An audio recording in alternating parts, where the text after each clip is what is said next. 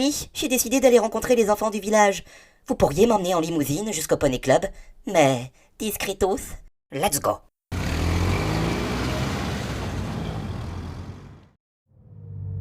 Tony, vous êtes de loin mon majordome préféré.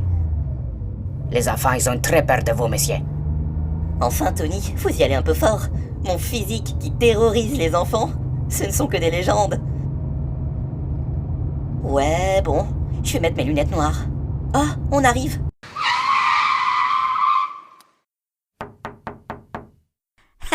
Ils sont mignons, ils cognent à la vitre. Hé, monsieur, vous êtes une star de la télé? Bonjour les enfants, je suis Rodriguez, le petit poney. Et je vis au château, qui est tout là-haut. Waouh! Elle est trop belle, ta limousine! Merci les enfants, je vous fais la bise. Attendez, j'enlève mes lunettes, parce que là je vois rien du tout. Le croque-mitaine! Le croque-mitaine! C'est le croque-mitaine! Ah! Non, attendez, les enfants, je vais pas vous manger.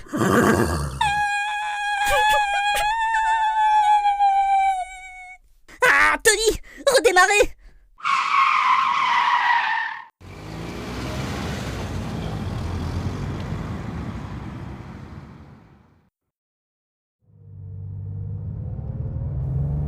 Les enfants ont l'air très perturbés, monsieur. Je les vois pleurer à travers leur rétroviseur. Ah, qu'est-ce qui vient de m'arriver, Tony? Je suis le croque-mitaine, comme dans la légende.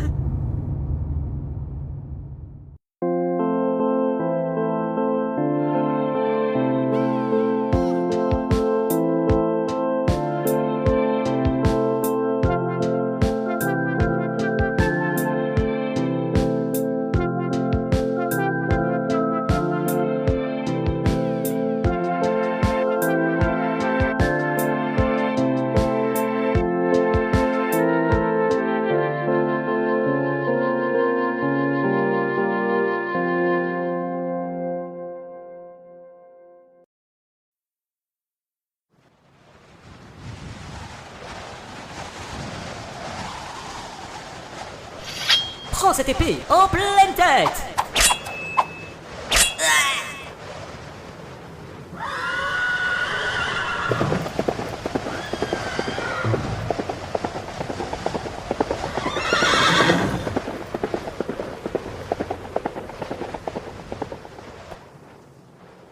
C'est quoi, les chevaliers de la Horde Belzac?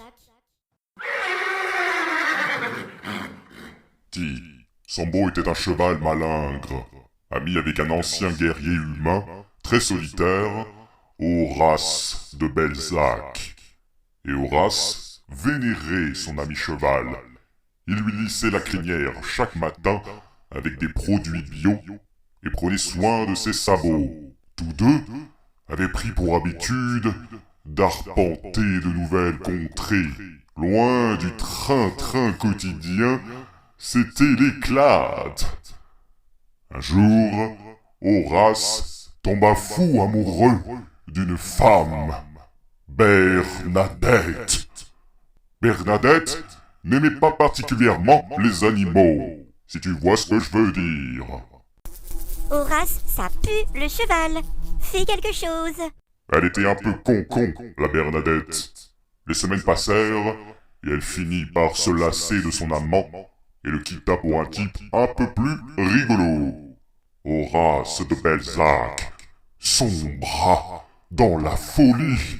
Il avait goûté au bonheur, il lui fallait sa dose. Une nuit, pour se venger, il passa ses nerfs sur son unique et fidèle ami, son cheval, Sambo. Sambo laissa s'échapper une larme, son cœur était en lambeaux. Dis, cette première larme qui a coulé, c'est comme ça qu'est née la horde des chevaliers, comprends-tu? Je crois bien, ouais. Nous nous sommes retrouvés face à cette bouse humaine. Pris sur le fait, Horace se mit à chialer comme un gros bébé.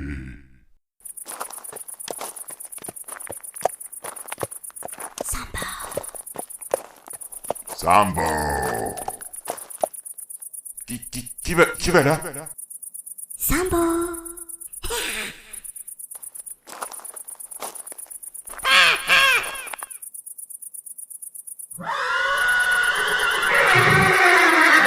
Non. Ne faites pas de mal, j'ai rien fait. Non.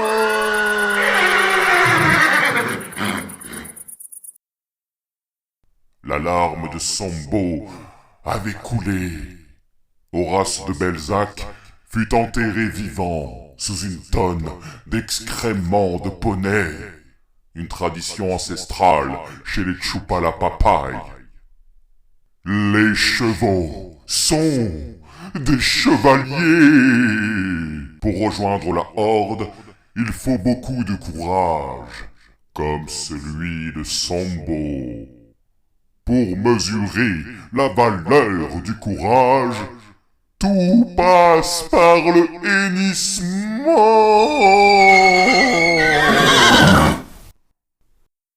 Eh monsieur, moi aussi je vais apprendre le hennissement. Apprenez-moi. Dégage, petit, t'es même pas un cheval. Bouge.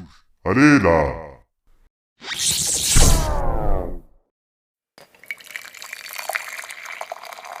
Bonnie chérie, ton gosse, il a l'air complètement stupide. Excuse-moi, hein, mais franchement, il est passif. Il est là, dans les jardins, à respirer l'odeur des fleurs. Il s'amuse avec un bourdon. C'est une abeille. C'est quel genre de chevalier, ça encore? Ton fils, c'est son père tout craché. Il a la même tête d'angoissé. Justement, Clyde, il faut briser le cycle. Briser, moi il me les brise, à chanter du Madonna toute la journée. C'est peine perdue. Et puis tu devrais le surveiller, ton gamin. Je te rappelle qu'on a la fameuse boîte avec nous. Étant leader de la horde, j'ai la mission de conserver cette boîte occulte à l'abri. Excuse-moi, mais on sait pas si elle est occulte, cette boîte. Ce sont des bribes du passé, bien évidemment qu'elle est occulte. Pamela, t'entends ça? Ils ont parlé d'une boîte secrète. C'est peut-être mon cadeau d'anniversaire. C'est vrai que c'est dans pas longtemps en plus. Beau papa, il me fait une méga surprise. Je crois que je vais verser une larme. C'est les yeux mouillés. Écoute, cette nuit, je vais aller mener mon enquête. Je vais en avoir le cœur net. Tu me laisseras pas tomber, hein? Oh, c'est l'heure d'Herman à la télé. Et maintenant, place à votre feuilleton favori, Herman, le robot repenti. Résumé de l'épisode précédent. Herman est un robot ancien repris de justice, qui veut se racheter une bonne conduite. Il s'est juré de ne plus jamais recommencer, de ne plus jamais fourrer sa caboche dans de sales affaires. Aujourd'hui, Herman veut faire le bien, en éduquant une bande de gamins abandonnés par leurs parents, qui se retrouvent livrés à eux-mêmes sur une île déserte. Une île mystérieuse, où il semblerait que d'étranges créatures cohabitent.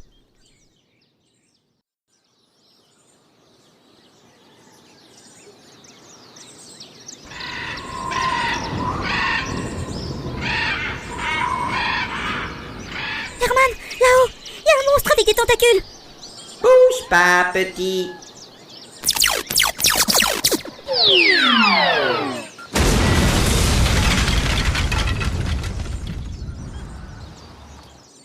Il nous observera plus.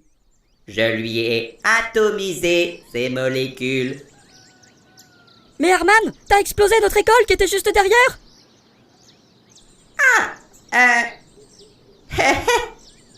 Hey yo, pas de galère avec Herman.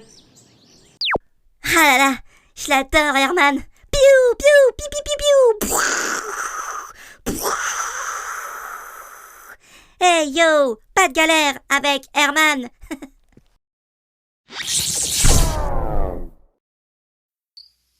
Une fois la nuit tombée. Oh, on voit rien avec cette lampe torche. Ça éclaire que dalle.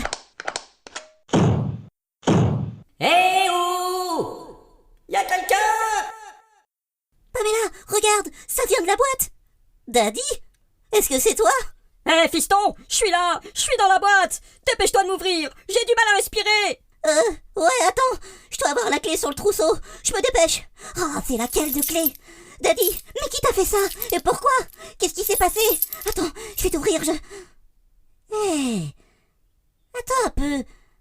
Mais comment tu pourrais rentrer dans cette boîte alors que c'est tout petit à l'intérieur? C'est les Malalpha qui m'ont fait prisonnier. Je ne sais pas comment ils ont fait. Ils ont très certainement dû plier mes jambes. Je suis tout engourdi et je n'y vois rien. C'est tout noir à l'intérieur. Ah, Ah, et bon sang, mon fils me prend pour un menteur maintenant. non, si, ça se tient. Et comment que ça se tient? Fiston, la clé, dépêche-toi. Ils vont revenir. Vous n'êtes plus en sécurité, ta maman et toi. Daddy, j'ai cru que tu nous avais abandonnés. Jamais de la vie.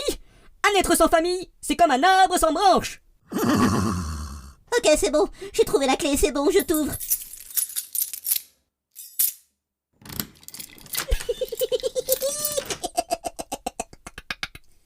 Daddy, c'est toi qui rigole comme ça?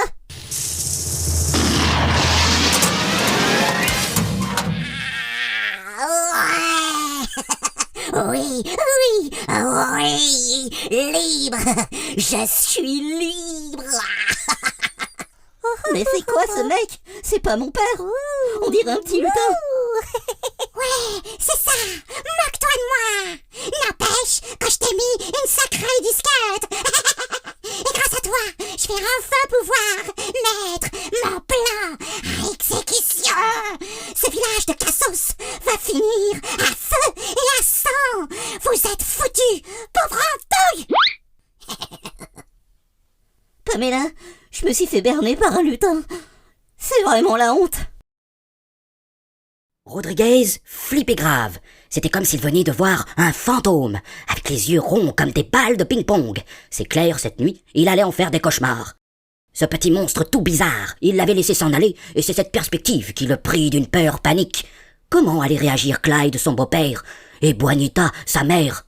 Et la créature, allait-elle vraiment provoquer l'apocalypse? Il fallait réagir, et vite. Rodriguez pouvait encore changer le destin de Chupalapa.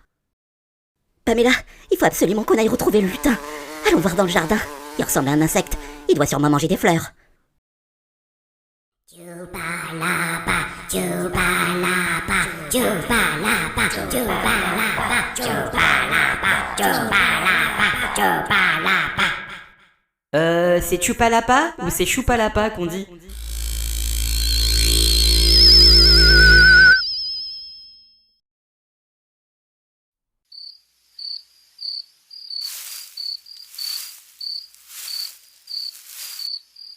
Pamela, il y a de la lumière dans la grange. C'est lui, c'est le lutin. Pamela, tu vas prendre la patte de baseball. Je vais compter jusqu'à 3. Et à 3, tu lui flanques un bon coup comme ça. Bam! Hé, lutin de malheur, t'es pris au piège? Quoi? Herman? Hey yo, pas de galère avec Herman.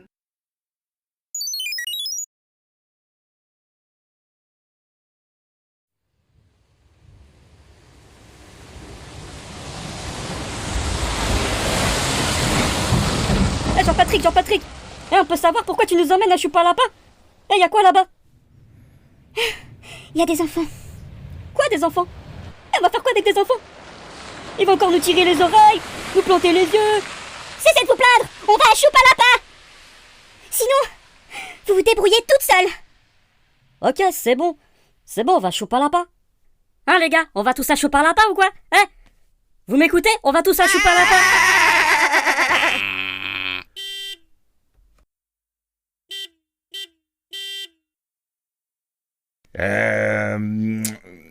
Je peux peut-être vous amener quelque part?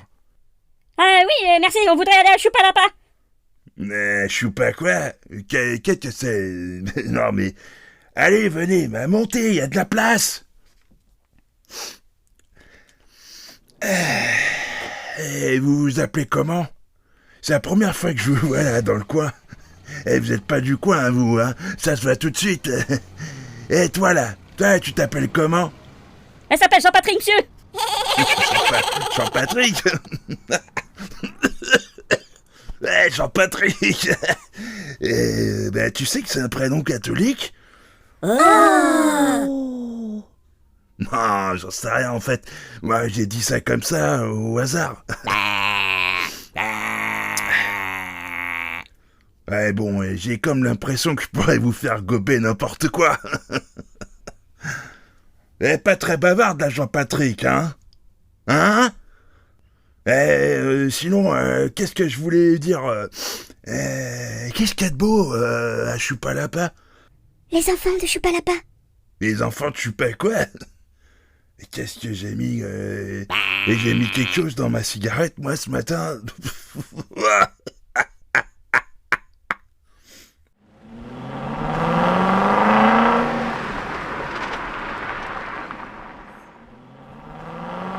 Ah, monsieur, vous venez de dépasser le panneau Chupalapa?